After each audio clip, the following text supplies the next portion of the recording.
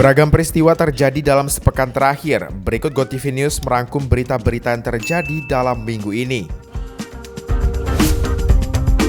Seorang pekerja sampah di tempat pembuangan akhir Ganet, Tanjung Pinang menemukan jasad bayi di tumpukan sampah yang terbungkus plastik pada Sabtu pagi. Temuan tersebut langsung dilaporkannya ke Polsek Tanjung Pinang Timur. Hasil autopsi mengungkapkan adanya dugaan pembunuhan dengan indikasi bayi dibekap hingga kehabisan napas.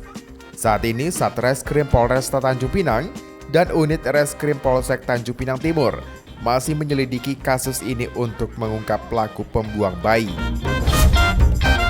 Maria, seorang guru honorer di Tanjung Pinang melaporkan dugaan kecurangan dalam seleksi P3K untuk guru SD. Ia mengaku kecewa karena gagal dalam seleksi tahap pertama. Sementara ada peserta yang tidak memenuhi syarat justru lolos.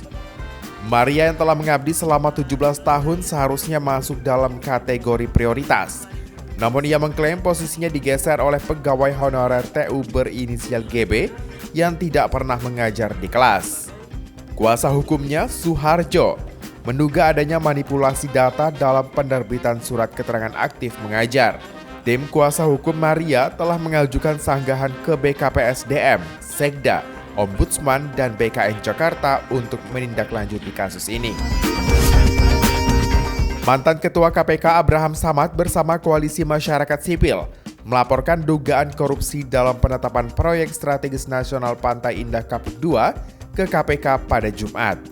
Laporan tersebut mencantumkan nama pemilik Agung Sedayu Group Sugianto Kusuma alias Aguan, serta Presiden ke-7 Republik Indonesia Joko Widodo. Abraham Samad menyatakan bahwa pihaknya telah menyerahkan dokumen terkait dugaan korupsi tersebut kepada pimpinan KPK Setio Budianto dan membahas kasus ini. KPK menyatakan akan menganalisis dokumen yang diajukan sebelum menentukan langkah hukum lebih lanjut. PT Timah Terbuka resmi memberhentikan karyawannya DCW secara tidak hormat setelah video unggahannya yang diduga menghina tenaga honorer pengguna BPJS Kesehatan viral di media sosial. Kepala Bidang Komunikasi PT Timah Anggi Siahaan menyatakan, keputusan ini diambil setelah pemeriksaan internal dan evaluasi terhadap perilaku DCW. Perusahaan menegaskan komitmennya dalam menegakkan etika kerja dan mengingatkan karyawan untuk lebih berhati-hati dalam bersosial media.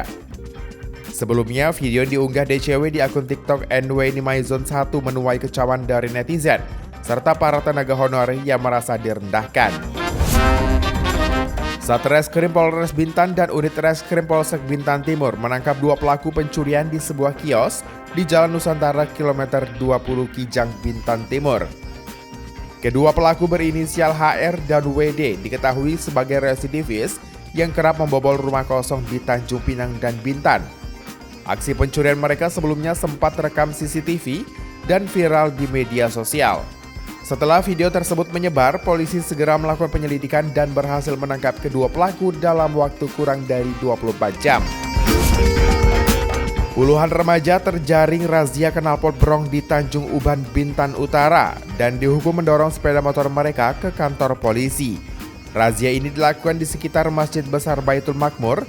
Sedikitnya 10 sepeda motor yang menggunakan knalpot bising langsung diamankan di Mapolsek Bintan Utara.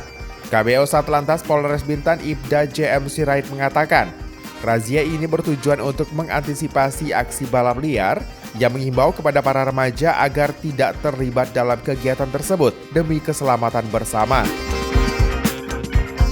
Tim redaksi GoTV News melaporkan.